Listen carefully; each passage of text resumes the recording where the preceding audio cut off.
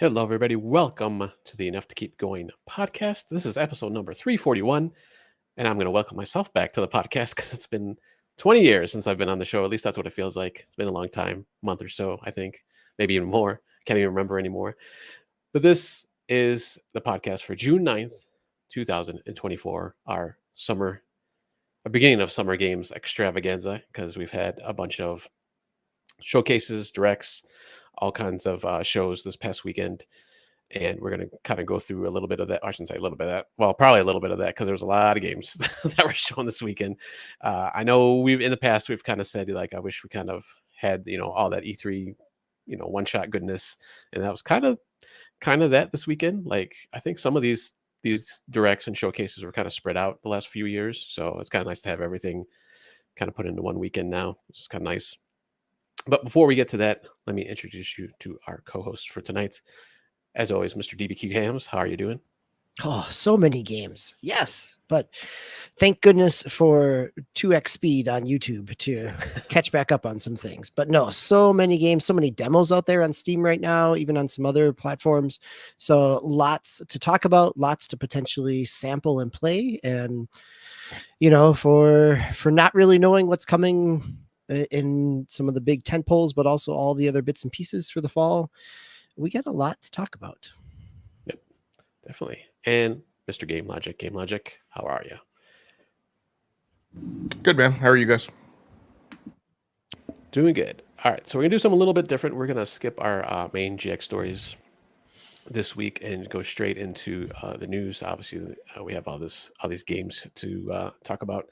So first up, we're going to hit some games. I'm gonna start us off here. First game, and we're kind of we have about 10 games or so that we each have that we're kind of round robin style go through and kind of speak on. Hopefully we don't have too much overlap because there's a lot of games out there. So hopefully we're able to pick a little bit things different here and there. But I'm going to start us off with Killer Bean. This is from the not the Futures Game Show. This is from, well, it might have been. This is from Summer Game Fest.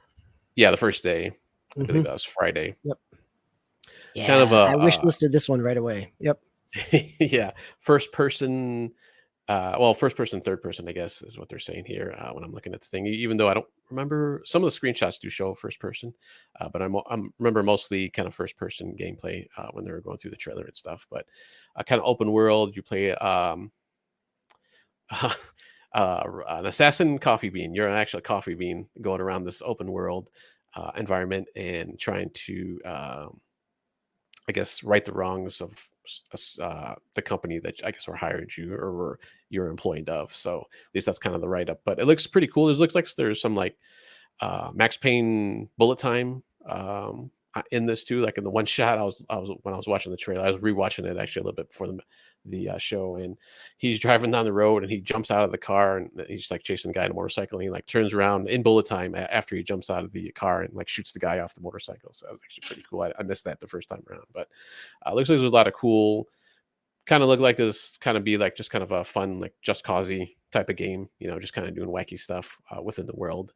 I don't know if you guys well, DB, you said you were this was a good to go on for your wish list. So no, it definitely had like the goofiness of Saints Row 3 kind of vibes to it.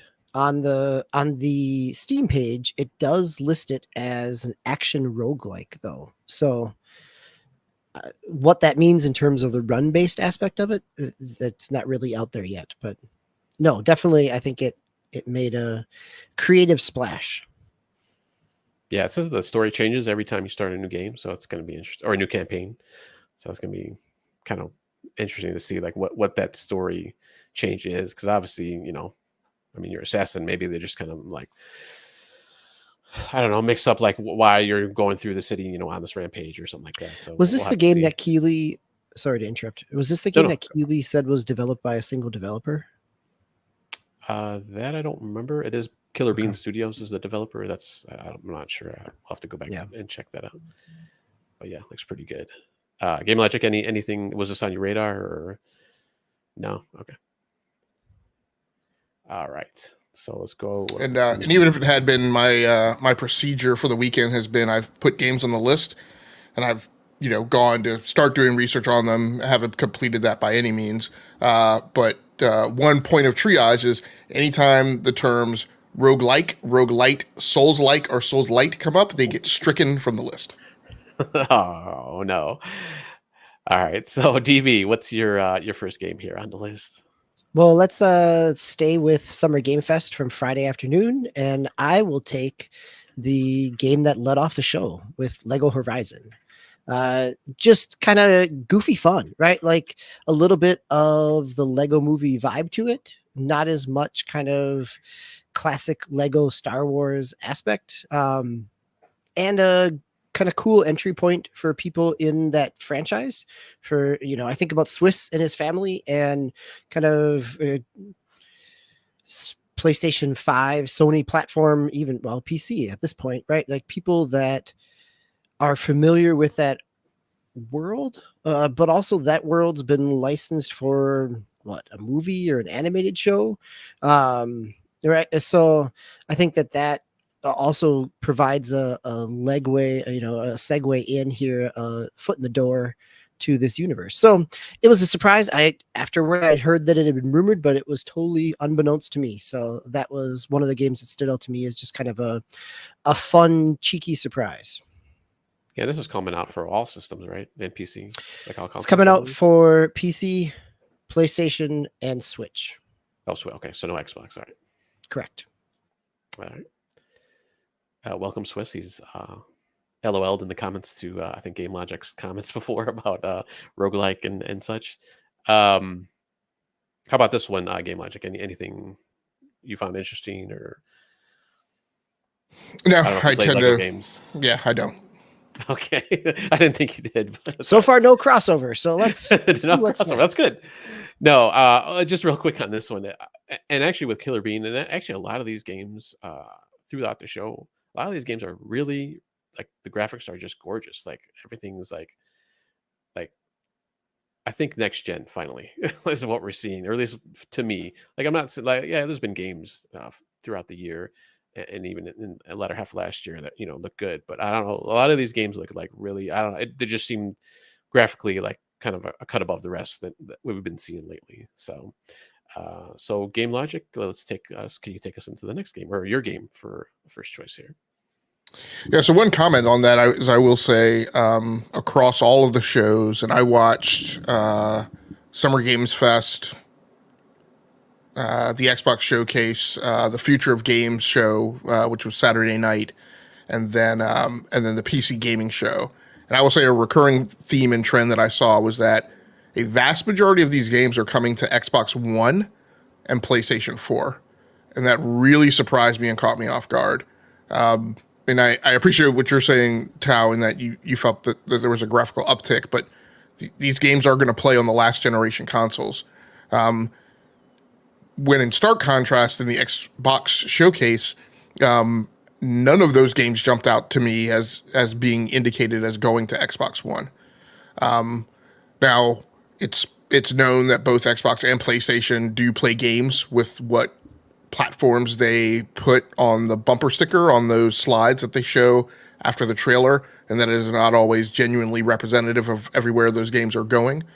But it's an interesting dynamic in the industry when, halfway into the console generation, third parties are continuing to put games on the previous generation platforms, especially since they have no skin in the game as far as supporting those platforms. So it's indicative of some dynamic in the industry that everybody's keying on. Well, Gamelogiq, can I stick on that for just a minute? Yeah, absolutely. That harkens back to, I don't remember what news story in April, where after the kind of end of the year fiscal stuff, like one cross-platform game on Sony that about 2/3 of its engaged users were still playing on PlayStation 4, right? Like if you are a third party, that's a huge install base that is still active. And I think that makes a lot of sense, that why we're seeing it in these kind of third party or smaller mid-tier types of things, where Xbox is going to develop games for their premium platform. Yeah. I'm sorry, go ahead. I was going to ask you a real quick question, and maybe DB too. I don't know if you noticed this, but was Call of Duty 6 or Black Ops 6? Is that only for XS? Do you remember? Do you recall? I don't recall, because I haven't gotten down to making my data cards for the Xbox Showcase yet. Oh, okay. I was just wondering. All right, I can try to look that up too to see what their little splash thing was for that. Go ahead. Sorry about that. Yeah. So Paul's Gaming Live mentions in the chat. Why am I not finding my mouse? This is the first gen of consoles. The next gen and past gen share nearly the same architecture, so it is not as big a hassle to downscale them. No, but the cost isn't zero, right? And that's when all of the vendors are running around talking about thin margins and problems hitting operational efficiency, and particularly right given the fact that at least for Xbox One, we know what the sell-through was the last generation. Again, it stands out to me as something that I wouldn't necessarily expect. And he's saying Black Ops is going last gen also. And that's a good segue. Well, the follow-on comment I was going to make, I apologize, I don't recall if I made this. If you're game as a service, that makes absolute sense, right? That you want to hit those last generation platforms. When you're a single-player narrative game, to me, it doesn't necessarily make as much sense. And that brings us into my first game, also from Summer Game Fest, Harry Potter Quidditch Champions. This game comes out on September 3rd, 2024 of this year. It's coming out from Warner Brothers. It's coming specifically out of their internal group called Portkey Games, which has specifically been stood up for the purpose of putting out Harry Potter IP. It is coming to PlayStation 5, PlayStation 4, Xbox Series X and S, Xbox One, Switch, and PC. It is coming out from Unbroken Studios, which is has been a support studio for games like Suicide Squad, Kill the Justice League. They have worked on Battlefield before. They've done some Call of Duty work, God of War, and the Arkham games. And they have self-published a free-to-play mobile multiplayer shooter called Fractured Lands, which has mixed reviews on Steam at 52%. And is still in early access, despite the fact that game was published quite some time ago. It also stands out as weird to me that you have a game as a service on Steam that is not doing that well and is still in early access, and yet you are obviously concurrently working on a big multiplayer game that has contract work and all types of sub-K baggage along with it. But there we are. The CEO of the studio, gosh, I can't remember his name right now. I actually saw another guy in a cast list that has the same last name. I can't remember, but person has been a lead and has had development roles on Battlefield 4, Medal of Honor, when Medal of Honor was being done out of Danger Close Studios, and EALA, or EALA. The game will come to those platforms at $30. It is going to go on Steam and Epic. No microtransactions, supposedly. And while I would say either non-core PC gamers or maybe people new to PC gaming are grousing a lot about having to connect their Steam accounts to other accounts, this is a steady trend I also saw across games as I've been digging into their additional details from this year's show. Most, if not all of them, are saying for games as a service game, you're going to need to connect to the publisher account, either as just a baseline requirement, or that there's some hook to it. And in this case, it's connect to your WB Games account to get the Legacy Pack so that you can get additional content, DLC, costumes, cosmetics, etc. It does have cross-play and cross-progression for this game are not yet announced. Yeah, this one I'm a little soured on because it should have been in the Harry Potter game in the first place. The last one, the single-player one. I get it. You could see why it's not. No, so I they get can sell it. you an additional game. yeah. But that too, and then obviously they want to make it multiplayer, so they'll have a bunch of people playing this one. But yeah, I mean, I might check it out at some point. But yeah, the game hooked me because I'm not a super huge Harry Potter fan. I'm definitely not a Potterhead. However, since I started reading the Harry Potter books, which was just shortly before the movies came out, what I've always thought is I would be really super interested in a Quidditch game that was kind of wrapped in kind of an EA Sports kind of framework of, let's list out the games of the season and the houses that you're going to be playing. Let's have points. Let's have some back and forth in the drama, kind of like I talked about last week with F1. So hopefully maybe it'll have some of that and it'll have enough of a hook. For something small scale like this, I could definitely find time, in my battle rhythm to squeeze in, an extra multiplayer game.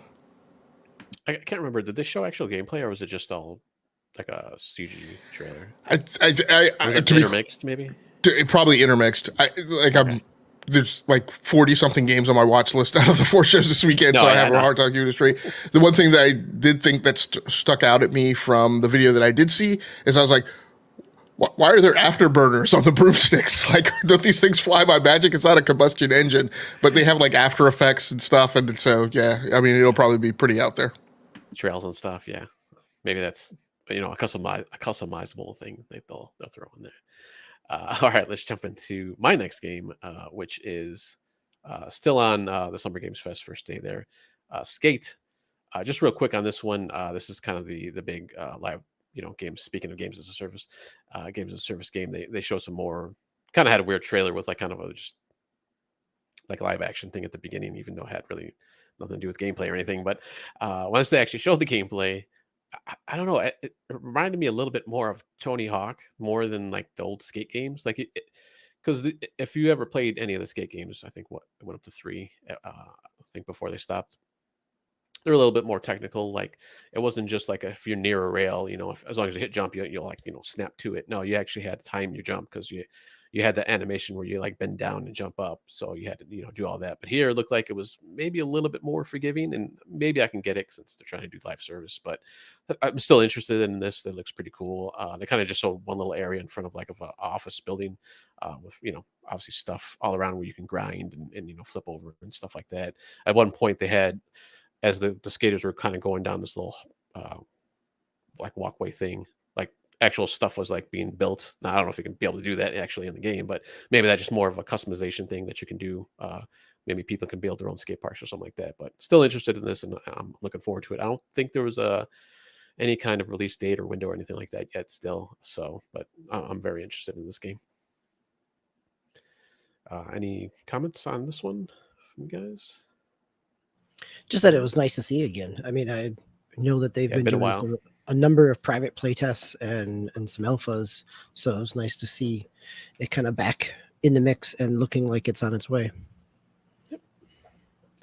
All right, DB, what's your next pick? Okay, well, I'll stay at the Summer Game Fest as well, and from the developer Game Bakers, who did Fury, which is kind of a action one-on-one action battle, and Haven, which was a kind of futuristic RPG with a great kind of animated art style, comes the rock climbing game Cairn. So I just thought the art style looked great. The kind of I enjoyed Jusant the last year when it came out. The aspect of rock climbing and the kind of puzzle nature to it in a video game is something that can be captured really well, and this makes it looks interesting to me. So I think one of the things I was looking for throughout this week, I watched Summer Game Fest, Future Play, Wholesome Games, Latin American Game Showcase, and then the Xbox Showcase. And one of the things I kept looking for were I'm looking for gameplay. Like a pre-rendered cutscene, it gives me a mood, but I'm want to see what gameplay looks like. And in a lot of the cases, for a number of some of the smaller games, there's demos out on Steam that are available to sample as well to get a better sense of what the game actually is. So Carrion had some good looking gameplay in it. I enjoyed Haven quite a bit and the fluid movement of it, and Fury, the combat was also very fluid. So gameplay wise, it seems like something that this developer can tackle. Now, was the lady that came on stage, was she the same one? What is from a few years ago, it was a game developed under like the EA Partners initiative, and it was like some like and it was 2D. Random? What's that? Lost in Random? No, are you thinking you're not thinking like the Untangled game, the little yarn game? No, it was you were on the water. Oh, yes. No, I don't. And it was a little girl. Mm-hmm. Now I know what you're talking about. Yeah, can't think of the name either. I think she was the one who came out and presented for that. I think. I don't know if Game Bakers was part of that as well. Yeah, I'd have to look that up. Yeah, but this is the one where where it was a female protagonist. And she's climbing up the side of the mountain and she's like yelling and screaming. Yeah, as she's falling back down. Yeah. Yeah. Yep. Yeah, I was super. I mean, interested in the artistic bend of it. It looked really interesting. Yeah, that studio did not do the game that you're thinking of. Kind of had like the shadows of it had shadows and monsters in it as well as you were on the water. Yeah. No, that's not from this studio. Doesn't mean that developer was not part of it. Yeah, and there's like survival aspects on this one too, right? Now, because it looked like he was like drinking water from like a little waterfall, and I'm assuming there's other things that you might have to do, or excuse me, during the gameplay. Yeah. So, looks pretty interesting. All right, Gamelogiq. What's your next game of the weekend? Sea of Solitude. That's what the game was. Yes, sorry to interrupt. Yeah. But I didn't even look it up. I finally got it. So anyhow, sorry. Back to the show, everyone. So the next thing on my list is yet another game as a service. I was kind of a little jazzed by the notion of Valorant on consoles. Valorant launched on PC and has been PC only since it launched in 2020. There is going to be a limited beta starting on June 14th. That beta will only include the United States, the United Kingdom, Canada, Europe, and Japan. Riot Games says that it will be possibly rolling out to remaining global regions shortly thereafter. Crossplay between consoles and PCs will not be available for competitive reasons. But eventually there will be cross progression, so that if you play on both PC and console and get any of your cosmetics and whatnot, or I assume spend money on DLC content or whatever, that will be made available to you on the other platform. Valorant has been one of those things that I've always kind of been interested in, again, kind of putting in my roster as games as a service games. But because that community is so toxic, number one, and because it kind of has been toxic to the point where my presumption is that it would not be good to try and onboard into that game.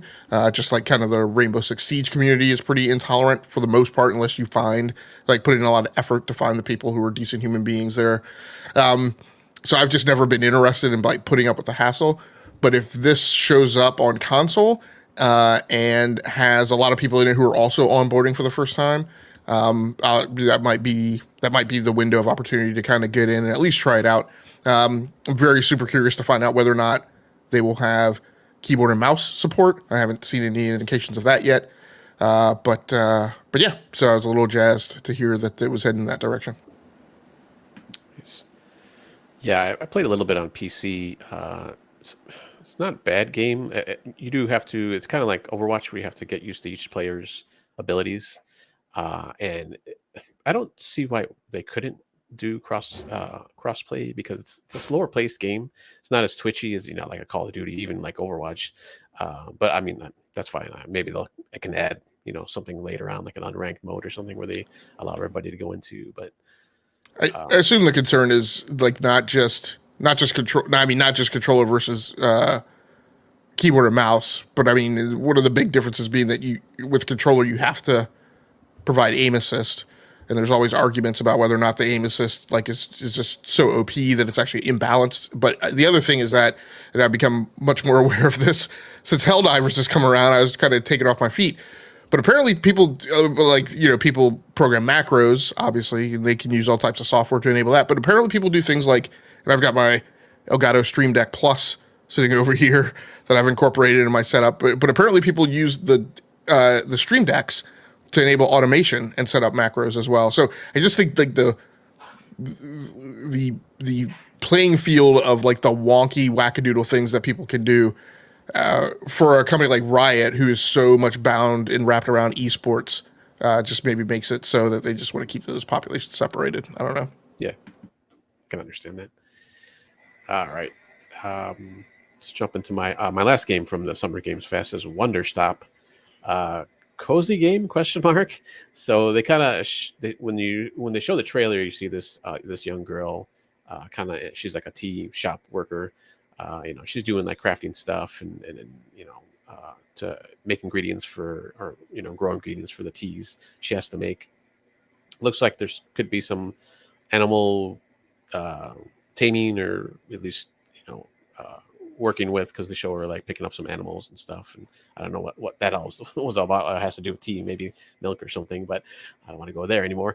But then as the trailer goes on, she's always talking, throughout the trailer, she mentions at the beginning she used to be a fighter in an arena, and she's happy now, just being at this nice little tea shop in this town, and then at the end she's like just sitting on the bench all alone, and almost seems like she's starting to have a breakdown, because she's like, I'm happy, and then she kind of snaps out of it because somebody like comes up to her and is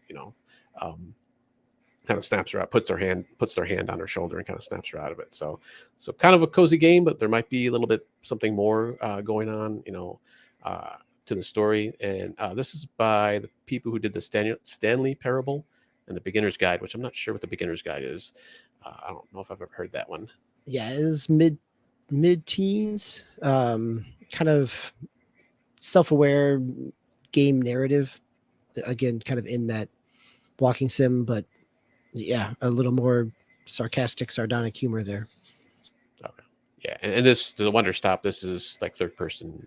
Looks like it's third person gameplay. So, and I think Stanley Parable was first person, right? I believe. So I'm assuming the Beginner's Guide was also. So, but yeah, it just seemed interesting. Like, it's just like another cozy game, but then there's something going on in the background. So I don't know if it turns into something else later on, or maybe you just go and do dungeon stuff, as the story progresses or something like that. So just kind of interesting, and I've been into the cozy games lately, so I definitely want to check that out and wish listed it. So we'll see how that goes. DB or Gamelogiq, just any interest in this one? What was the title again, Tao? I know which game you're talking about, but I missed the title. Wanderstop. No, I mean, did make my list. All right, DB. What's next on you? And then, sorry, that was the last one for my Summer Games Fest, by the way. Sure. So I'm moving on to Saturday at the Future of Play. My first game there. Well, doesn't matter where it came from, right? As I'm moving on to my third game, it came from the Summer of Play, but it's also been on Kickstarter for the last couple weeks. This is Alzara Radiant Echoes, Alzara. This is a turn-based RPG.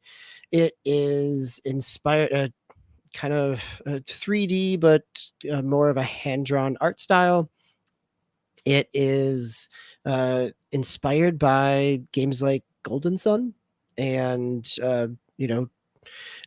other classic JRPGs. It's got a full soundtrack by Sakubra, who is a composer who's done the Tales games, Golden Sun.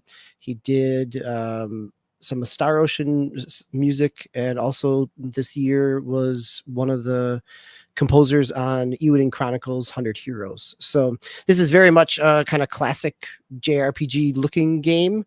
It's not dated until 2016. I mean 2026. But it does have some actual gameplay in it. So that's what made it stand out to me even before I saw the date and went, oh, I'll be talking about this game later on. That's for sure. So. Nice. Gamelogiq, any comment on that one? Looks like you're going to say something, maybe. No. Oh, okay. All right. And actually, thank you, Harry Down Under, for joining us tonight. He jumped in there. Gamelogiq, go ahead and let's get your third game. Okay, so my third game comes from the Future Game Show. So that was the Saturday night show. It is Parcel Corps. So I'm not sure if you guys caught this one, but it actually kind of evokes like thoughts of like Jet Set Radio and Sunset Overdrive, kind of stylistically. It is a delivery / courier kind of third person. I guess maybe you could throw Trials in there, but I guess it's action adventure, so I'd probably mash it up again with Hi-Fi Rush kind of stuff, without the music. But it is a weird game. The setup and premise for this game is that you're just a regular worker for one of 3 courier factions in the city that are competing against each other, but then a crude oil exploration company shows up, led by a villainous CEO, and his desire is to get rid of all the bicycle messengers on the island. And so I can't quite tell if this is open world, but like I mentioned, it's 3 factions. You have free-flowing cycling, so you have kind of some of the elements of parkour. You have like wall riding and things like that. It's launching on Windows via Steam, so it's not coming to the Epic Game Store as far as I know. It is coming to the Xbox Series X and S and the PlayStation 5. So this is one that is actually not coming to last generation consoles, I don't believe. Game launches on September 3rd, and there are 9 regions of the island for you to take on. So this is one game that kind of makes me feel like, again, unfortunately, we are now in the wake of the demise of the developers for Ali World. And so games that are kind of that ilk and might provide a little bit of that same type of, at least the ethos of that gameplay, are definitely things that are kind of, near the front of my mind. So this is one that I will definitely be interested in getting in on. Yeah, I'm looking at it now on Steam. So this is Parcel Corps, right? Like, yes, yeah. No, this looks really nice. Yeah, no, I had not seen this at all. So definitely just wishlist it right now. And there's a demo on Steam as well. Nice. Yeah, this was first crossover game. Yeah, this was actually on my list. I didn't have it on my 10 games list, but it was kind of a mention later on. But yeah, this actually looked pretty cool. Kind of invokes next generation Paperboy, maybe. You're doing all this delivery stuff, and yeah, it looked pretty cool. Just all the grinding and like you said, wall riding, I should say, since you're on a bike. It looked pretty cool. Actually, very similar to another game I'll talk about in a little bit. But yeah, this is definitely on my radar, and I wish listed this one. All right, I'm gonna jump over to the Wholesome Direct for a game called, I'm not sure if I'm even pronouncing this right, Curiosmos. I think that's how you say it. It's a not a world builder, but a universe or a solar system builder, where you're going to craft all the planets, the moons. You can even go down into the planets themselves and craft, set the atmosphere. Excuse me, and life and everything. So it looks pretty cool. It's going to come out on PC, and I think the Switch too. Sometime. Hold on, I just saw it. Switch also, or Switch 2? I just says Switch according to the Switch in early 2025. So probably this year for PC, and then Switch sometime next year. So maybe Switch 2. Probably. I mean, the graphics themselves don't look like, they're not like 3D modeled. It's kind of more of a almost side scrolly, really. When I'm looking at the pictures. It's kind of like you'll pull out more off, when you want to like look at your whole solar system, all the planets and stuff, and then zoom in when you're trying to like. I'm assuming when you want to like be more granular and do the animals and maybe how everything's working on the planet. So, but it looked pretty interesting though, and I think this one was on the woman-led games also showcase, but I caught it off the Wholesome Games. But yeah, it looks pretty cool. I've been into this like sandboxy. Well, I said city builder, but this is like I said, Cosmos builder. So it just looks really interesting. So this one was definitely wish listed, and check it out when it comes out. All right. If there's no comments, DB, if you want to jump into your next game. So my next game is Abyss Cross Zero. So this is Abyss X Zero is how it would show up in a search. So this is it's a 3D, early looking 3D, like maybe mid to late PlayStation generation graphics. Very anime, a little bit of open world, some action combat. It seems to, there's a story over on PC World about it from yesterday, that it's got maybe a little bit of Metroidvania, a little kind of action adventure Metroid Prime in it as well. So it just looks very stylistic. The action looks fluid. It's coming from the same developer that did Unsighted, which was published by Humble Bundle back in 21, kind of a pixel art, futuristic, but had a nice kind of game hook to it. So looking forward to this. In the trailers, again, this one looked like it was not coming for a while. So, but it did have some gameplay, and what it did really kind of grabbed me stylistically. Yeah, this was definitely another crossover one too. I saw this one on the Latin America showcase. Yeah, I was in a couple. I saw it on Future Play, and then I saw it again in the Latin America one. Yep. Yeah. So yeah, it looked pretty cool. Not big into Metrovanias, but when it's kind of a 3D environment, when you're in a 3D world, I don't mind it too much more than a flat like side scrolling game type of game. So yeah, definitely I wish listed this one also. So it looks good. All right, Gamelogiq, what's your next game coming up? This probably marks the first one, I'd say, because I'd say, yeah, Harry Potter, I would say, is double A-ish. I think this is my first one that really, Valorant, I guess maybe you could call triple A, but this one is definitely a thing that evokes a triple A kind of feel, although it is decidedly not AAA. We'll get into that a little bit. But my next one also comes from the Future Game Show. And if I were the type of person to gush about games, and particularly gush about games in their pre-production state, this would be one. Eternal Strands by Yellow Brick Games. Like I said, this was on the Future Game Show, is coming to Windows PC, PlayStation 5, Xbox Series X, and Series S. It is a third-person action-adventure game that definitely, when you look at it at face value, definitely evokes Shadow of the Colossus type of vibes. So it involves you, apparently, but at least what you saw in the trailer, was kind of going after large mythical beasts that are giant in stature. The main character's name, the protagonist's name, is Bryn. She is part of a race or religion or something, I think, called the Weavers. She has access to several different types of powers, including just her main weapon, but also has access to telekinesis. She can also construct bridges using ice, burn obstacles, or use telekinetic skills to launch herself across great distances. She can also climb any surface found in the game's world. So the developers mentioned that not only was Shadow of the Colossus an inspiration, but also Legend of Zelda as well.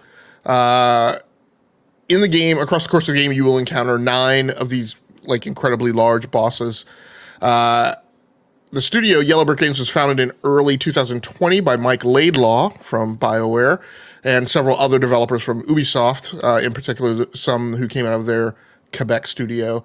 It is being done in Unreal Engine 5. The development team for this game was 68 people-ish. It's pretty impressive and pretty amazing. it was originally going to be published by Private Division Games, but they recently announced that they will self-publish, I believe, although it's not directly attributed as such. I definitely believe it is part of the project cost cutting that was being done at 2K. It was mentioned in their earnings call that, some of the things that they foisted off were publishing deals that they had with smaller developers. The game will be out in 2025. I was never I never played Shadow of the Colossus. It was just, as I looked at it and read about it, it just sounded like the type of game that would not appeal to me. But in part of the kind of mini interview that they did after the trailer at the Future Game Show, one of the things that was mentioned was one of the things that definitely appeals to me. I talk about this constantly all the time, that part of the major notion of the game is that it is, there's really kind of two types of games to me in terms of kind of third-person action adventure especially, but there are the types of games, some other games, first-person shooters as well, but there are the type of games where you feel constantly overwhelmed and just below the bar, and then there are games that make you feel like a superhero, and I prefer the latter, and this is a game that's been built in that vein, so super looking forward to this one. Yeah, so in the chat here, Don Ender's asking it, is it a roguelike? And I don't see anything. I haven't come across any ad copy or literature telling me that it's a roguelike. No, not to say that, But it's a beautiful looking game. It's stylized, but really beautiful looking. Yeah. This was another one that kind of hit my list. Well, I didn't hit any of these lists, but I did find it pretty interesting. It looked pretty cool. All right, let me jump into my next game. I'm going to jump over to the Latin American game showcase and to a game called The Path into the Abyss. So this is first person open world survival shooter, excuse me. So in this in Buenos Aires, when this kind of alien, I don't know if it already happened. I think it already happened, like an alien attack. So there's just like these weird creatures and the graphics themselves are kind of, realistic, but like all the creatures and stuff look really weird and, just nothing like I've seen before. There was another game too. I don't think I had it on my list, but it was kind of like that too. Just the enemies were just like kind of weird alien, creatures. So it just looked pretty interesting. Kind of when I was going through that showcase, I was like, it's kind of nice to see, not New York, LA, Miami, like kind of like the same old we always see in games. So it was kind of cool just to see these other kind of cities and being showcased here in this game. So it just looked pretty cool. So it's definitely one I wish listed. No release date, so I don't think it's going to come this year. Probably next year, even 2026. But very once again another gorgeous looking game. So just definitely gonna check that one out when it comes out. All right, DB, what is your next game? So my next game is Dungeons of Hintenberg. It was announced previously. It spent some time. I think it showed up on the Wholesome Games one. There's a demo out on Steam right now. Dungeons of Hintenberg is kind of a cel-shaded action RPG. You're got an overworld that you're interacting with some magic for some of your movement to get into some dungeons. You've got a heavy and a light attack. You get some magic attacks. It's pretty fluid. It's not really fast paced, but it's not Souls based either in terms of its timing. And the art style really just caught me, and the world that it's kind of building and the exploration that it's doing. It's not super combat heavy, but there's combat there, but it's also a little bit of exploration, certainly. So I'm looking forward to this as it comes out. I got to double check on the date of it. Dungeons of Hintenberg. July 18th of this year. There we go. See? So I'll be talking about it in another month. Yep. Yeah, this was another one that I had on my big list before I had to pare down. But yeah, it did look pretty interesting. Yeah, like I said, just kind of, adventure-ish, and you have some combat and stuff there, so it looked pretty cool. But yeah, definitely one I had wish listed. All right, Gamelogiq, number 5. What do we got? It's going to sound a little weird. There's actually not a lot of detail out about this game, which is just weird. My game was actually my last on my list from the Future Game Show, and that is Bodycam. This is a game that was done in Unreal Engine 5. It is in early access and available on Steam right now. Reviews, I believe, are mixed. Mostly from, I haven't seen it so much around the gameplay, but about like lobbies and matchmaking and all that kind of stuff being difficult and hitting like the quality of life aspect for people. The game was developed by two developers, aged 17 and 20, if I'm not mistaken. And so I don't know what their setup is right now, if they've gone out and gotten additional help, but for two people to maintain a game as a service game that people are hammering on must be daunting. The development studio is out of Europe, if I'm not mistaken. It's laced with the type of European kind of techno beats that you would expect from teenagers coming out of Europe. It obviously, the claim to fame for this game is the hyper realism of the footage and the things that you're seeing in the game. Surprisingly enough, I think it maybe caught people off guard or didn't resonate with them, when there were earlier stories out about this game. But it is multiplayer, so apparently has a host of modes. I have not personally played it yet, but it is on my radar. I'll be monitoring it as it proceeds through early access. I may get in on it earlier. We'll just have to see how it goes. But again, kind of hearing that this game is multiplayer is kind of what kickstarted it onto my list for me. Nice. Yeah. Is this now when Unreal 5 first came out? I remember there was like a body cam footage of like a guy just kind of going through like a warehouse or something. Do you know if this was like the evolution of that, or that was the start of that? So there are two games that are kind of running around now with kind of this hyper realistic like body cam type footage. One is a game called Unrecord, I think, which is more of kind of a survival horror or kind of spooky game. That game is not out yet, but body cam footage was running around as well. It was, if any of the footage that you saw was somebody running around with a firearm, it's probably definitely body cam. Particularly the footage that I saw of it earlier. Before the game, really released and before there was a lot of information about it, made it look like it was a cop chasing a perpetrator. So it may have been either one of those two games, depending on what you saw. Okay, nice. All right, so I'm gonna jump into the woman-led games showcase, and this is actually a game that I had seen. Oh, I think it was on Steam. Maybe one of their like indie like showcases they do sometimes, but it's called Dungeon Clawler. It's kind of a deck building using a claw machine also game. So it's kind of you have like your little playing field where your character is fighting the enemy, and there's like a claw machine above it, and I guess you pick cards to put in that claw machine, I think is how it kind of works.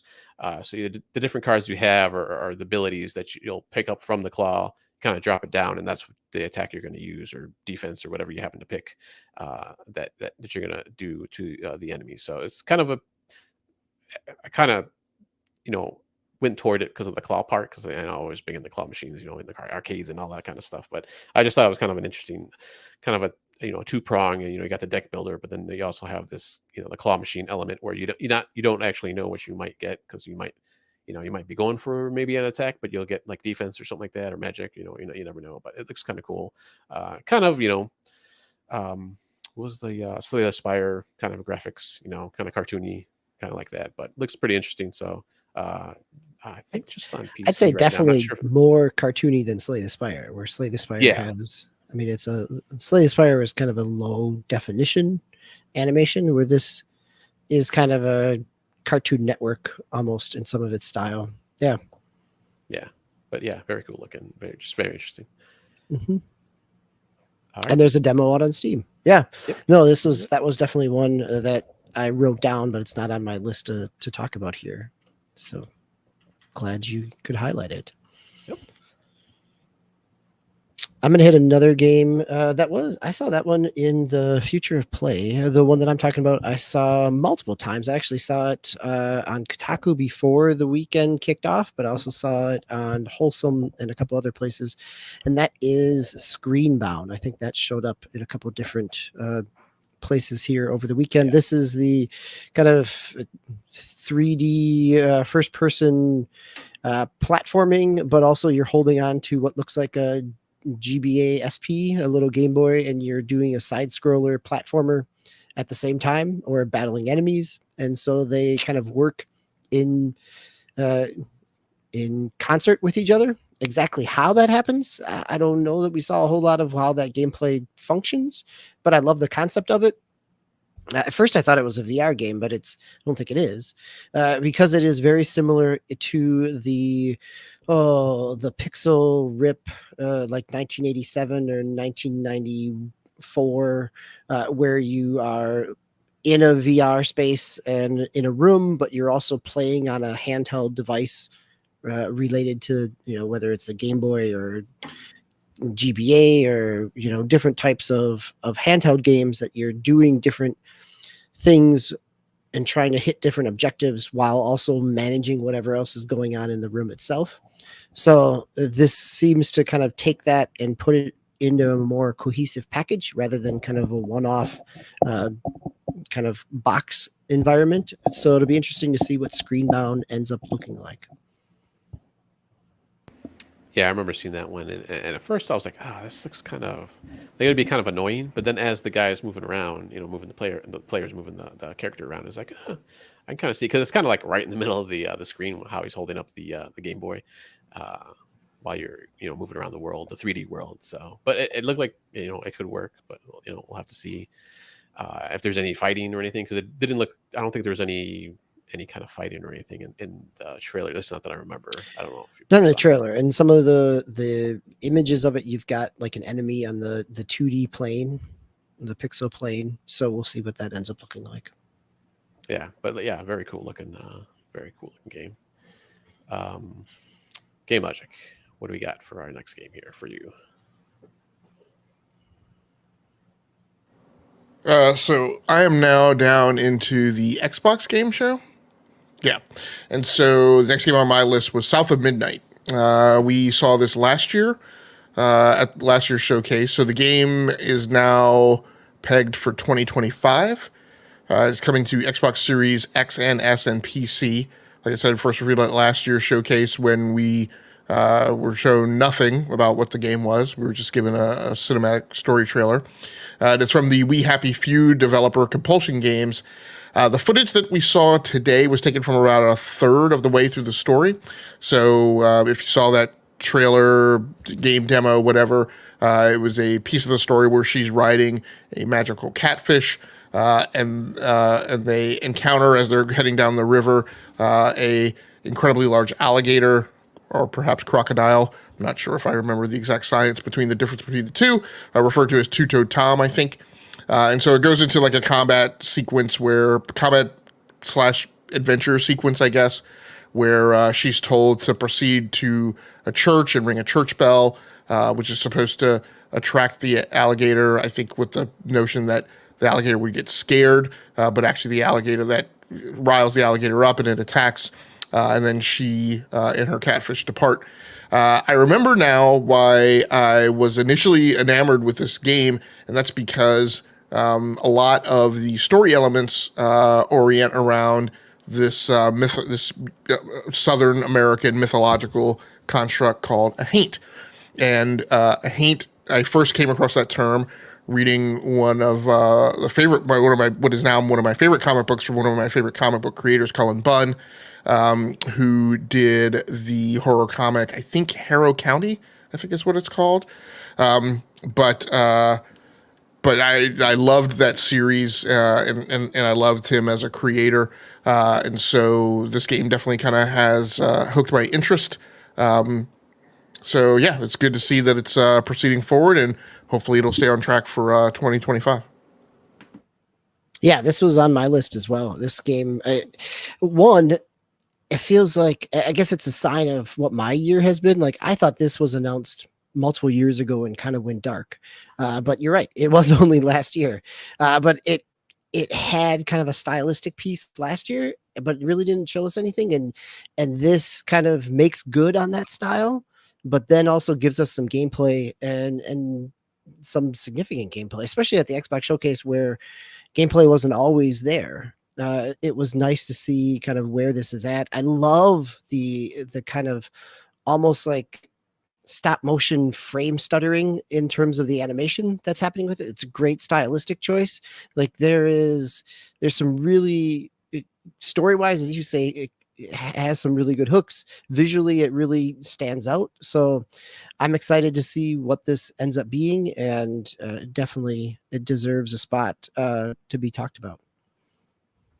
Yeah, just before we continue on, I know we've mentioned a few people, but we do have a few regulars here in the chat. Swiss Guard, who's also a co-host, is in the chat, as well as Paul's Gaming Live, Hero Down Under. Brap has also come in to join the chaos. Yeah, Dimi, I also noticed the that kind of stop motion. It looked like that was only though during like the cutscenes. Like I was just watching gameplay just now too, and it looked like that was kind of just regular fluid motion. But yeah, it was a little. It is very much a deliberate. Yeah, it's not. It caused some confusion. There were some people like, is the stream stuttering? Is the game footage stuttering? But that's a deliberate creative effect that Compulsion Games has put in there. Yeah, that's actually what I thought too, because I was unfortunately I had to watch it on my phone when it was going live there. So I was like, oh, maybe it was just my connection or something. But then yeah, I was watching it later on. I was like, oh, okay, that's kind of that's how it is. But if you think about it, it's very analogous to the type of effect you get when you're in the Spider-Man games in the Spider-Verse suits, and you have that animation effect that kind of does the same thing. Yeah, definitely like the movies too, which I always thought was kind of made me sick, to be honest.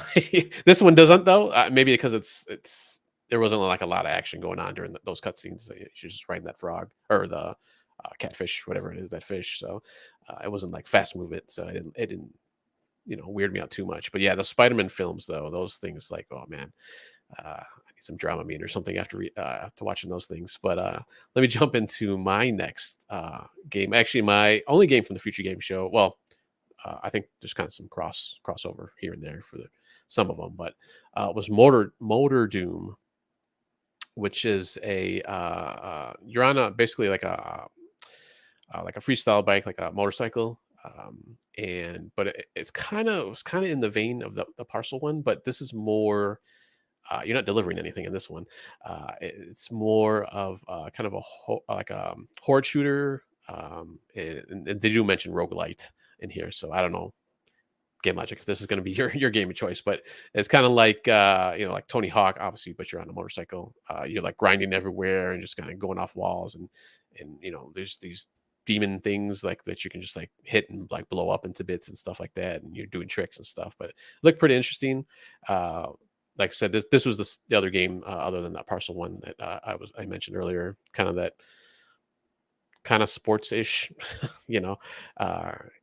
kind of game, but there's a lot more to it. So it just looks pretty weird and just chaotic. Like there's all kinds of stuff going on the screen, as you're driving around and stuff shooting at you and stuff like that. But it looks pretty cool. So, and there's also a demo of this one. This one's coming out on August 2nd, 2024. So. Yeah, I'm just looking at it right now. Like it is kind of chaotic. It's got late PlayStation 1, early PlayStation 2 era type of graphic style, but seems pretty fast and fluid. And like if you enjoy the Tony Hawk aspect, definitely has some roguelike elements because you're going to get some cards that give you boosts and things like that. So yeah, interesting. Yeah, and this has got to be a small development team too, I would think. Yeah, I would think so. Yeah, kind of the flip side too. That now that you mentioned the graphics side, there were quite a few games, not that we mentioned, but kind of had that like old PS1, PS2 style graphics, which I thought was kind of like some graphics you can go back to and like it's fine, but those ones I don't know. Sometimes sometimes it just doesn't work. But this one seems fine. It looks like it's a little bit better than the PS1, but obviously it's up res and all that, so it doesn't look too bad. But definitely one I'm going to check out when it comes out. DB. So this is developed by Hobocat. So I remember Hobocat was like a 2021 game. Yeah, kind of a cartoon style 3D platformer type of thing. It was very strange, but yeah, I remember playing a demo of it. And again, in this irreverent type of, so this looks right in the line with it. Going back to your art style pieces, like there were a lot of, whether it's, the the PlayStation kind of style, or if it's the stop motion stutter effect, there were so many different art choices stylistically across the weekend that really stood out to me. I'm thinking of, I haven't had a chance to play the game. There's some alien abduction game that was listed on one of them, and it looks like it's all done in like VCR VHS recorder camcorder footage. Definitely some choices there, which is I say that in like it's kind of fun to see the variety of what can be done stylistically. So I think that was the PC gaming show. That one, the one you're talking about. Yeah, I don't remember what it was called though. The alien abduction one. Yeah, like pretty cool. It was called. Yeah. Anyhow, I'll have to look it up. But stay with me. Yeah, they mentioned Swiss mentioned it in the comments. Stay with me. Alien abduction story. Yes. That's it. Yep. Yes. Thank you, Swiss. Yep. Yeah. There we go. I know I downloaded it as a demo as well. So, my next one, then I will stay on a stylistic choice and go with cell shaded roguelike FPS, Payloaders Strike. Payloaders, like the equipment, strike. This is a cell shaded roguelike FPS. You are a murder bot basically in an arena, and you kind of start off seeing yourself get destroyed time after time in your battle arena. It's a kind of fast paced, kind of relatively flat kind of boomer shooter to some degree, but you've got a series of weapons. Your weapons only have a limited amount of ammo, but if you swap between your weapons, they reload. So you're constantly you're in tight spaces. You're dealing with enemies. You have a melee attack. You've got some guns that will juggle them up.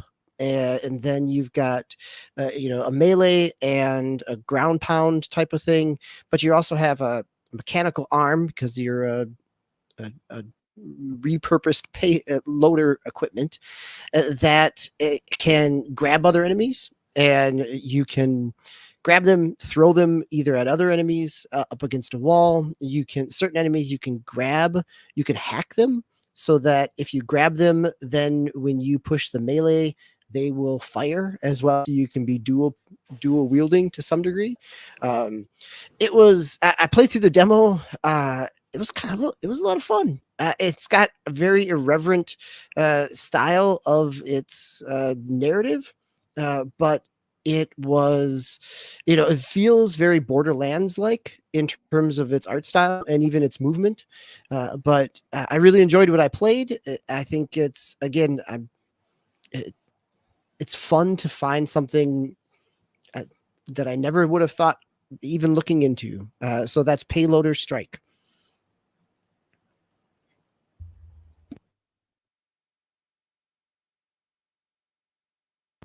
Just mute myself. Gamelogiq, what is your next game? My next title, still in the Xbox showcase, was Diablo 4: Vessel of Hatred, which will be the new DLC coming out for Diablo. It is there's a lot of like confusion and questions going on right now. The information that I've come across, and Brat mentioned this earlier when we live streamed in a hot wash of the Xbox showcase. He mentioned that when he was watching the trailer, he did not see Game Pass stapled to the bumper sticker of the Diablo 4 expansion JPEG that comes up after the trailer.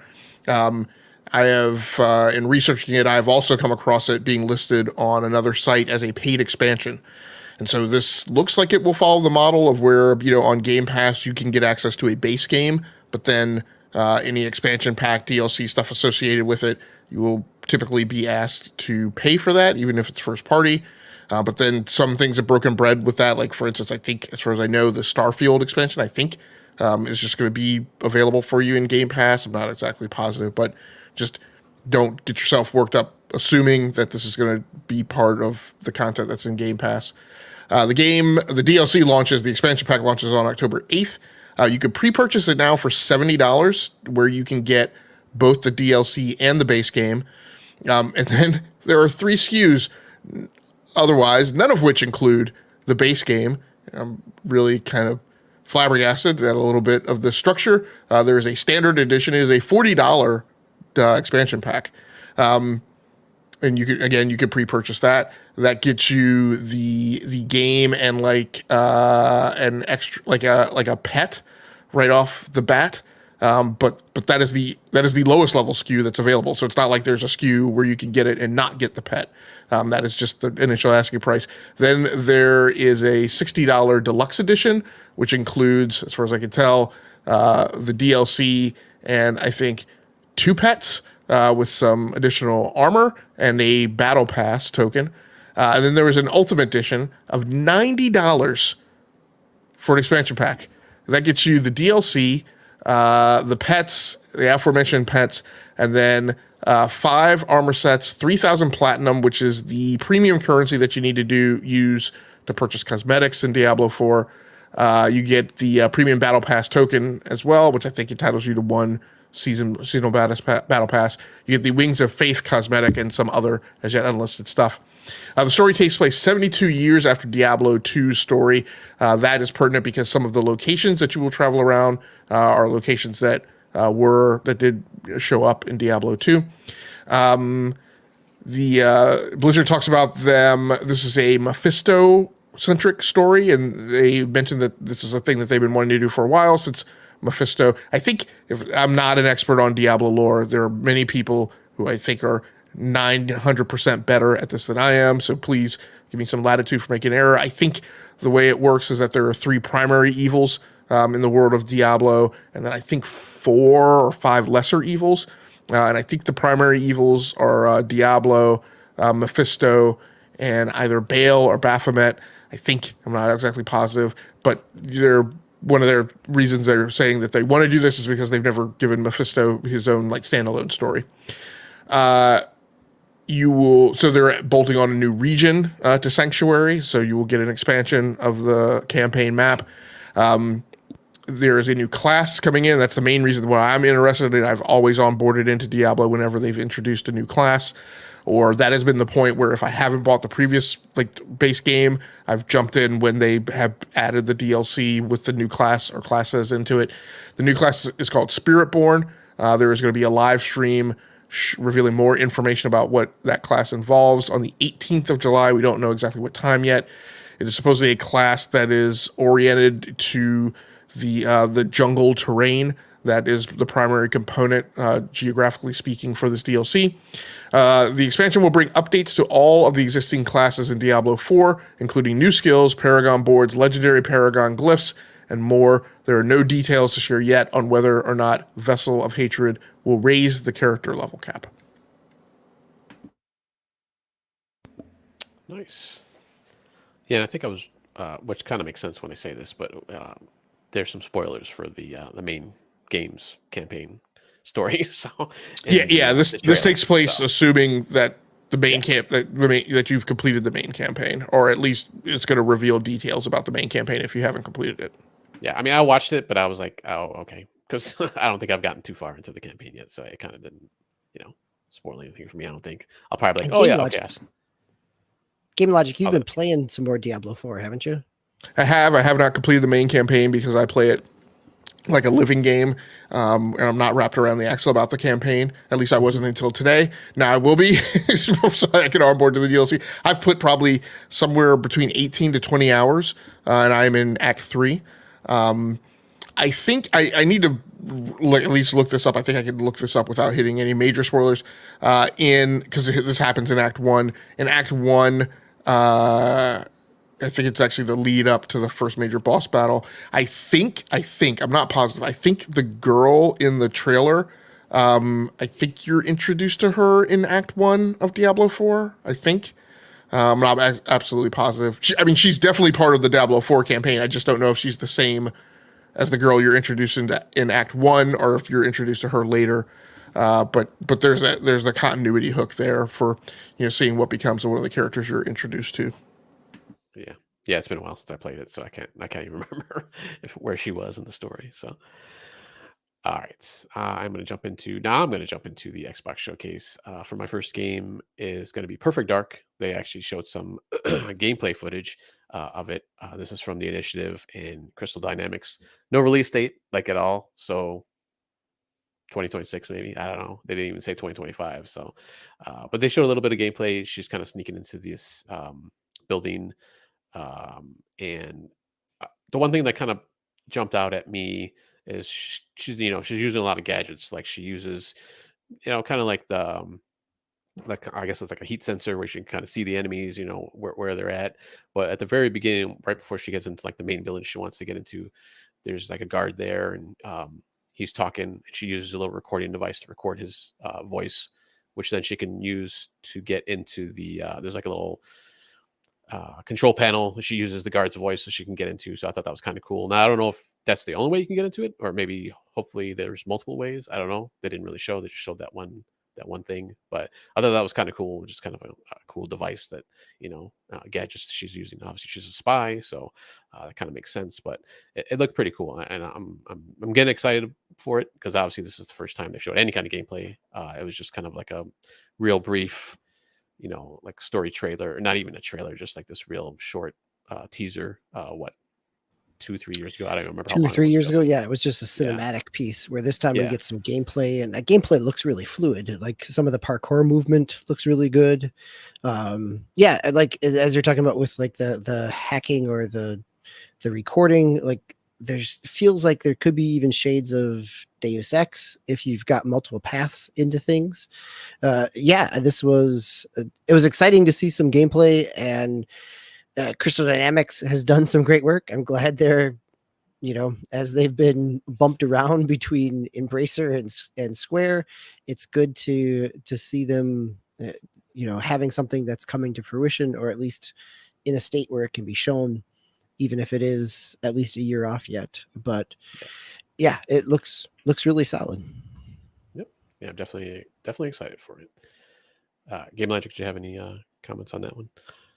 Nope. All right.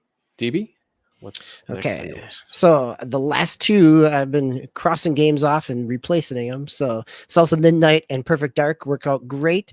I'm going to go back to the Latin American game showcase on Saturday. Project Timi, Sasha's Curse. Project Timi, Timi. This looks... what it looks like is Captain Toad Treasure Tracker with a little bit of rhythm-based movement and some puzzle action in there. It very much is laid out in that Captain Toad Treasure Tracker kind of diorama-esque, where you're spinning it around trying to complete different puzzles, get certain objectives. It looks relatively small in scale, but it stood out to me in part because I was just having a conversation with my son about what does Nintendo potentially fill their calendar with, and we were talking about Captain Toad, and here's this game that fits right in that mold. And so again, another demo out on Steam, but Project Timi, Sasha's Curse.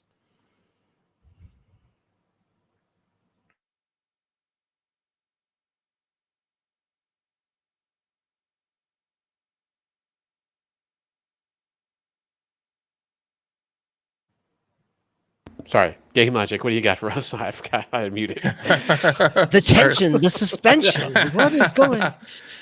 So the next game that was going to be on my list was Wu Chang Fallen Feathers, which was also from the Xbox showcase. In looking it up, that game is listed as a Souls-like, and so it has been stricken. The next game that would have been on my list would be Assassin's Creed Shadows. We got a little more gameplay that we saw today. We will definitely see more tomorrow at the Ubisoft Direct. And so, therefore, I won't belabor the point. And what we know about Assassin's Creed is what everyone knows. No additional information was really revealed today, as far as I know. And so we can go ahead and proceed on to the next round. All right. So my last game for the Xbox showcase was Fragpunk, which is a 5-on-5 hero shooter. And then you can use like playing cards basically to change the actual environment when you're playing, when you're real time. So like one character had a card where he like kind of threw it down and or you like you crush it or whatever, and like this kind of like tall grass kind of appeared in the playing field, so he was able to hide from the enemies. There's another one where he basically initiated big head mode, so all the villain or all the enemies had big heads, so you can shoot them easily. So I think it's kind of cool, just kind of a different take on that kind of shooter, which those seem to be a dime a dozen nowadays. They're popping out like crazy, but look like they had some interesting aspects in this one, and kind of a I'm trying to think of the graphic style. Kind of cartoony, I guess. I guess stylized, I suppose, is the way kind of just like Overwatch is. So, but it looked interesting. No, I don't think there's any release date for this one yet, but I did wishlist it on Steam. So we'll see how that goes. I don't know if you guys had any interest in this or if you saw it at all. I did see it, but it didn't make my list. Yeah. I think it looks more lighthearted than some of the other entries into the genre, so that potentially gives it an angle that others don't. Yeah, yep, definitely. All right, DB, your next one, second to last one. I'm finally on the Xbox showcase, and I had the nostalgia. As soon as the narrator kicked in for the trailer about Mixtape, it was like, oh, this is a mid 80s coming of age story, and it's an Annapurna game, which I have always for the most part, from everything that I've played from Annapurna, I've really enjoyed their story. I haven't always clicked with their gameplay, but I have really enjoyed the story. This gameplay looks interesting in terms of it's kind of third person, you're moving around, but you also sometimes are flying, which I'm going to guess is more of a emotional state than a physical ability. So, but the soundtrack looks like it is lots of licensed music from the 80s and early 90s as it pulls in some other stuff. So again, this is very much DBQhams nostalgia game as someone who grew up in that era, and so enjoys a narrative experience. And so Mixtape is one that I'm looking forward to. It's coming out in 2025. Nice. Yeah, I thought that one actually looked pretty interesting. I thought it was like what is it called? I was gonna say Stranger Things, not Stranger Things. What's that? I think it's Square Enix. Yeah, there was Life is Strange. Life is Strange. Yes, and there that's was what I thought it was at first. That. Yeah, there was a sequel later on, but yeah, that's what I thought it was at first. Yeah, but yeah, it looks pretty interesting. All right, Gamelogiq, second to last game. What do you got?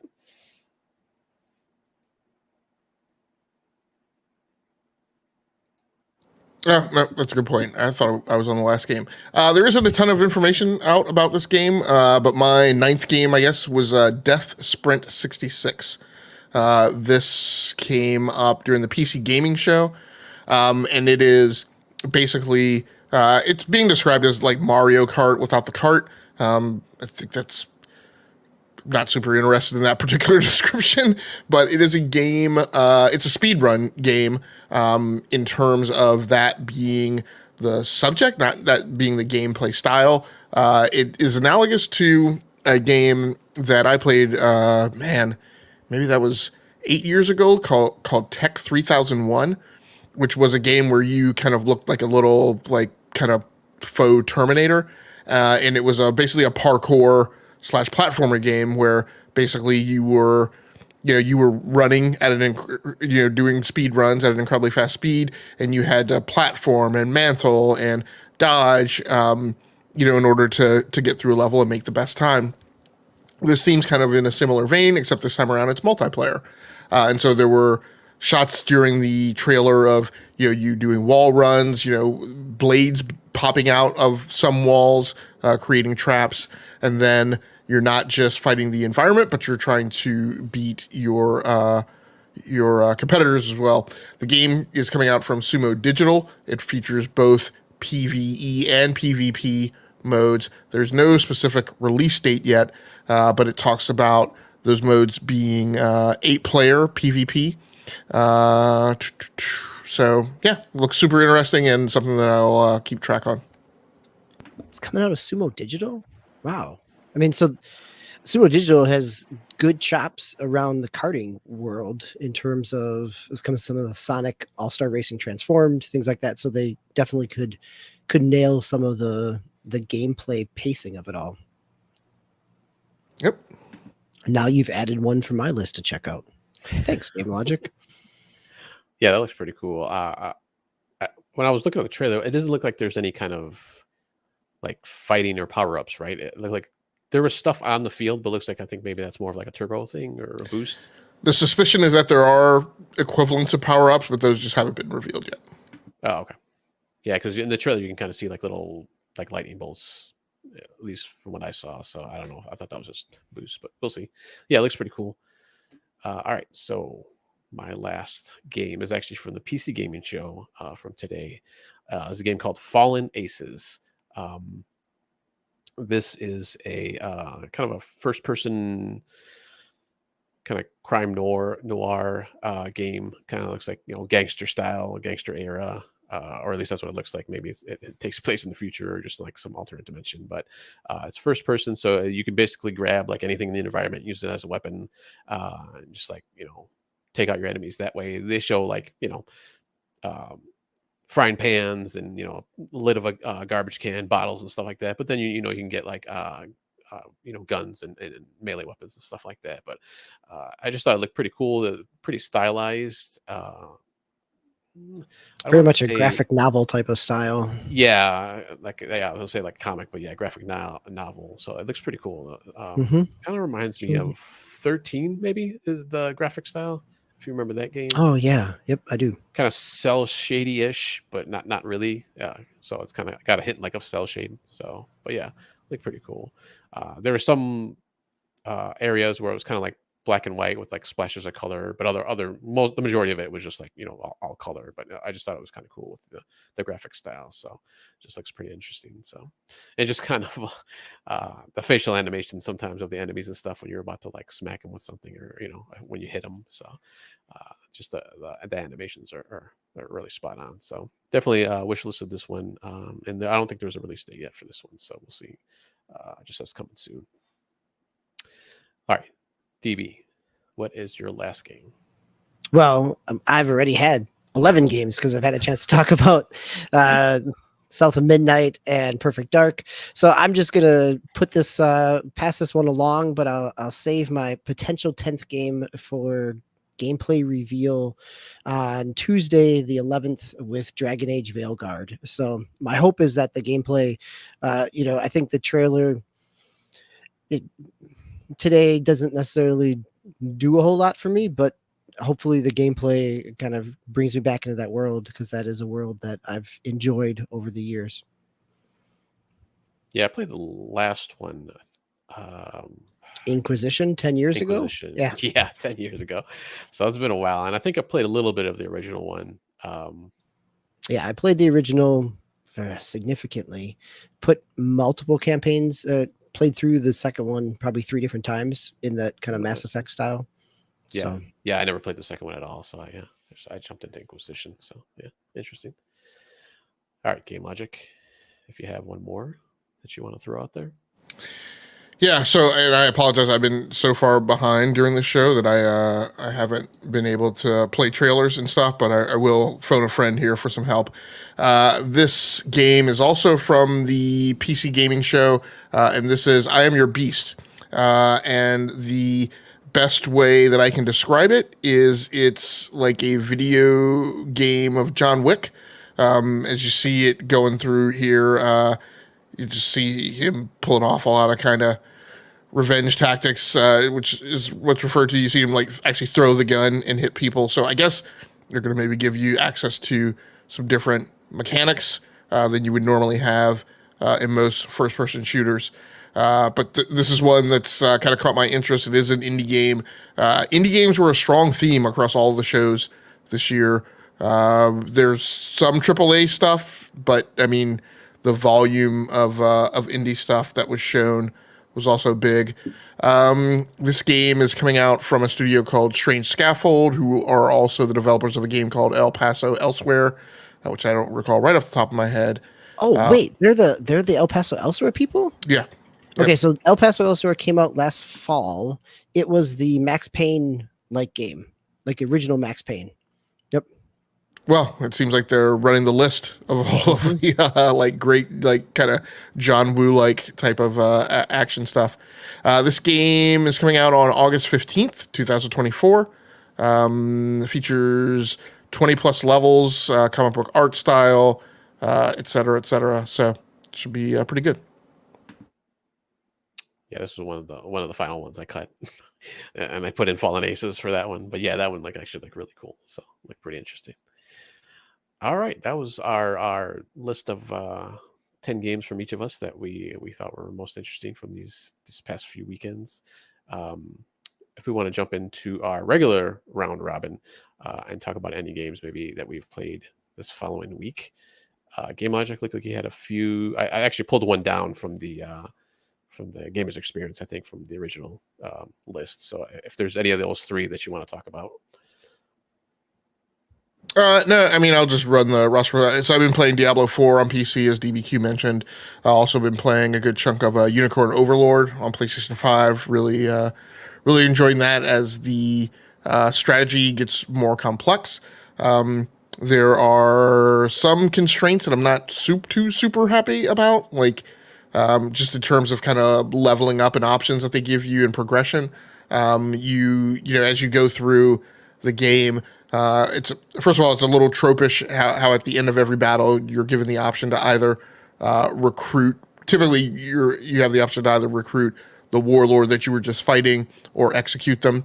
And that was kind of neat, but it seems like that is the shtick, like after every major battle. The problem is as you recruit more and more, you're not necessarily progressing in a way that gives you the additional units that you would need, or the size of units or the size of the battle forces in a given unit to actually apply all those kind of hero characters that you get. You also have access to like recruit mercenaries, so you're also recruit. So at a certain extent, it just seems like you're getting a bunch of stuff that you can't use, or that the more stuff you acquire, it actually becomes more of a pain in the butt to actually put it to good use. But I enjoy how the campaign is going. You're meeting other races. There's like a holy campaign as a component of it, with like a religious hook to it. So yeah, so I'm having fun playing that. Nice. Just to go back to Diablo real quick, what class are you playing? Or are you playing multiple classes? Playing multiple. On my PC run, I'm playing a Barbarian, and then on my PlayStation run, I'm playing Necromancer. So it's been the PC run that I've been playing the most of the last week. That's exactly what I was doing, actually. Except I had, instead of PS5, I was playing on Xbox. But yeah, that's pretty funny. DB, you had anything that you wanted to quickly talk about here as we wind down? When we recorded on Tuesday, I was so sure that I would spend time with Destiny 2, the final shape. And I did spend enough time with the intro mission. But I got sidetracked in Star Wars Hunters for the most part, and played significantly more of Star Wars Hunters. And I'm enjoying it. In part, I had a busy week, so I didn't have a whole lot of time. So 5 minutes here and there to put a couple of matches together was nice, rather than digging into a longer series of campaign missions in Destiny. So Star Wars Hunters is surprisingly enjoyable, even if I still don't necessarily like its microtransactions in terms of unlocks. And it also doesn't. It's so interesting. Like it, and maybe this is good, but I feel gypped by it. Here's my own psychological reveal. It does not, compared to the game that you're going to talk about next, Tao, it does not give you a whole lot of hooks for your regular check-ins or your timeouts, right? Like it is just, you could sit and play this for as long as you want, and you have like 3 daily quests and that's it. Like that, it is not trying to meter your access. It wants you in and playing, which feels weird when I'm playing it on my phone because so many other games do that. But as I've been playing it more, I just appreciate the ability to just play a game and not have to worry about any type of cooldown meter in terms of my ability to play it without having to pay more for it. Nice. Yeah, I actually downloaded it yesterday, but I haven't had a chance to play it yet on my Switch. So it'll be interesting to see how that goes once I do get into it. Yeah, so I've been playing a lot of games these past few weeks that I haven't been in here. X Defiant and Senua's Hellblade 2 and stuff like that. But the game I'm going to talk about right now is called Squad Busters. It's a mobile game that I'm playing on my Android phone. It's from Supercell, so the makers of Clash of Clans, Clash Royale, Brawl Stars was one of their latest big ones. And it's I mean, I've played those ones. I've played Clash Royale and mostly that one and Brawl Stars because of my son. He kind of introduced me to them, and they were fun. Like, it's probably a little bit more Brawl Stars than anything as far as the looks and kind of play. There's only one mode in it where it's kind of like an action mode where you're basically just trying to get as many gems, these green gems, on the little playing field that you play on as much as you can. So it's usually about 10 people. Or there should be about 10 people. That's what it starts with, yeah. Yeah. Yep. So, and there's characters from those other games actually, along with some new ones. So, DB, have you played it? It looks like you're. Yes, I think I'm in like level 40, somewhere around there. Oh, nice. Like I've unlocked a good amount of stuff, right? I think I'm over halfway through what is the progression piece. I paid for the short starter pack, the $4.99 starter pass, but not the new season pass. Yeah, it is. I mean, it feels like a squad battle royale to some degree, where you are controlling everybody in your squad, and you get 3 of the same characters and they merge together into a bigger character. There's this kind of push-pull dynamic of risk reward of you may want to go after some other people early in the game to bust them, to knock them out of the match, and but also you can quickly become overwhelmed, stumbling onto another player who's further along, and so it becomes also a mixture of what type of characters, whether it's a melee, whether it's a healer. You have like a lumberjack who knocks down trees for more coins, which allows you to open up more boxes. The gameplay is actually fun. It's relatively shallow, but yeah.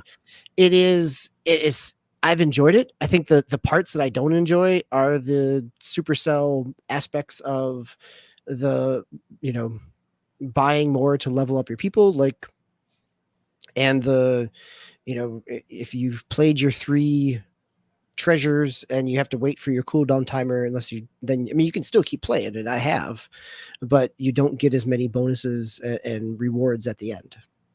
Yeah. Yeah, and I didn't realize. I thought it was like a newer game because I think I saw it in one of the showcases. Like maybe they were just talking about like a new season coming up or something. Probably just advertising. I mean, it is since you were on last, it is a new game. So That's true. Like it came out the week before Star Wars Hunters. So I had been playing it, so it's been out for maybe 2 weeks now. Yeah, it's like the end of May is when it came out. Yeah. So yeah, like I said, I just saw it from the showcase, and then I was asking my son about it because I know he played all those other games, and he's like, "Oh yeah, I've been playing. I kind of played it a little bit." And I was like, "Oh okay." So we kind of grouped. You can party up, but you still, even within that party, you can still like attack each other. So I thought that was kind of weird, but I guess that'd be pretty overpowered if you have like a team or party that you go in, that you run in there with. You can just like run over people there. So that kind of makes sense. But we still kind of try to coordinate stuff. So the gist of it is there's like this big chest in the middle of the arena too, where all the diamonds will periodically kind of flow out, and then at the very end of the timer, like it just busts open, and there's like a million gems there. So try to get as many as you can. But there's other strategies. This is kind of one of the few mobile games that I've actually gone out and looked up, like tips for, how to increase your team faster, what just different strategies and stuff. So it's pretty fun. But like you said, it's pretty shallow. Like you don't, there's no buttons to like do the attacks and stuff like that. You're just moving the character around, and you stop, and then you start shooting or punching, meleeing, whatever your characters that you have are going to do. So but there's other tricks you can do. There's like a turbo button, and special abilities that you can use sometimes. So it's a pretty interesting game, but I'm having a lot of fun with it. And like I said, since I'm playing with my son too, that's pretty cool. But I'm going to continue with that on. All right, so I think that is going to be all, unless you guys have anything that you want to mention from any of the other games we saw this past weekend. I know we still have Ubisoft and Nintendo the next few days, so we'll probably Ubisoft. report on them. We don't know anything officially on Nintendo, do we? Do we have a direct scheduled? I thought there was a direct that they had announced. Maybe I was no. wrong. Okay. Tao, you are back in 2017 when they would announce things more than a day ahead of time. Come on. I'm sorry. All right, but yeah, I thought there was one more showcase that I'm forgetting that they were going to. Oh, it was a VR showcase too. That's what I was thinking of. That was for sure. I think within the next day or two. So I definitely will probably report on those next week. So I don't know about the Ubisoft one. Have they mentioned like what they're going to show? Obviously, probably Assassin's Creed and probably Star Wars, but I don't know if there's any other kind of, because I know sometimes they kind of list everything that they're going to show. But if you guys have seen anything, I haven't. No, okay. All right, so I think that is it for tonight. It was a lot, but there's even more games out there that we could have talked about, and there's like a whole list that I still had, but maybe I'll bring those up once they're closer to release. Gamelogiq, DBQhams. Any last words before we head out? Nope. We covered a lot of stuff in 90 minutes, so I know we did. We got through it. Thanks for everybody in the chat. Paul's Gaming, Brap. World looks like he came in a little bit late, but I'm glad you made it. Here we're down under Swiss. Thank you all for joining us tonight.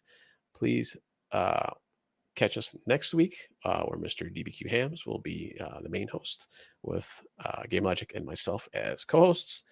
We will see you next week. Should be same time, same day on Sundays. Once again, please take care of yourselves out there. Play those games, and we will see you next time.